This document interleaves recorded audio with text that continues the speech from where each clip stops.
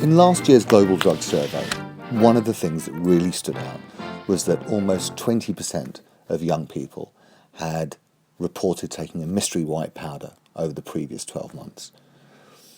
That means they'd snorted a powder or taken a pill, and they had no idea what it was. Now, interestingly, at the time they took it, almost 80% of them were already intoxicated with either drugs or alcohol, and about a third of them took it from someone they didn't really trust, and most people took it when they were out at a party or a festival. And so Drugs Meter wanted to kind of feed back a little bit of advice to people who were thinking of taking a new drug or a new powder for the first time, particularly where they can't really be sure what it is. So here's Drugs Meter tips for your first time with a new pill or powder. So the first is just try and do some research. If you know the name of the drug, look online, try and get some information, talk to some people who've done it, but recognise that people respond differently to drugs and the quality of the information on the web really varies. Make sure you choose your time. Don't be coming down or experiment on the back of a bender. In terms of things you need to know about the drug, other than, of course, what the sort of effect is, the really important thing is to know what sort of dose you want to be taking. And our advice is that first dose should be a quarter of what you think is a tiny dose.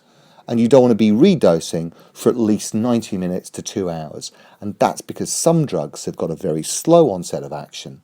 And it's those sorts of drugs where you don't come up when you think you should do that are really easy to overdose on. So the time to onset's really important. You also probably want to know the time to the peak effect and how long the drug's going to last for. Because what you don't want to do is be taking a drug that you think is going to trip you out for 2 hours, and 24 hours later when you've got to go to work, you're still off your face. Don't have anything else on board, including prescribed medications. Drugs for your mood, your mental health, epilepsy, seizures, those drugs work best if you don't take other drugs or alcohol. Really importantly, don't be on your own. Make sure you've got other people around you who know what you've taken and who aren't off their face. And think about where you are. The safest place to take drugs is somewhere where you feel familiar and safe, like your home. Try not to be the first in the group to take it. Very often there's always one person where everyone says, "Oh, look, we'll wait till Mick's taken it. Mad Mickey, if he's all right, everyone else will be fine." If you're Mad Mickey, you might want to think. Don't take other drugs once you've taken that new drug. Again, that might affect the drug effect in a way that you just don't know, and very often increases the risk of harm. Really importantly, think about what you're going to do and what you're not going to do after you've taken the drug. So our advice is don't take a bath, don't go for a swim, don't play with knives, don't drive. Because a lot of these drugs can affect your coordination, your vision, and, they just might really place you and other people at risk.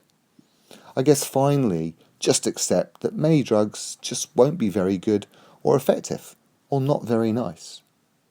So make sure that you're with someone who can look after you and that you're in a place you feel safe in. And to finish off, we're going to give you the Drugs Meter poem. If you take a drug you do not know, our advice, start low, go slow, and ask your mates to keep an eye on you, because you never know with something new.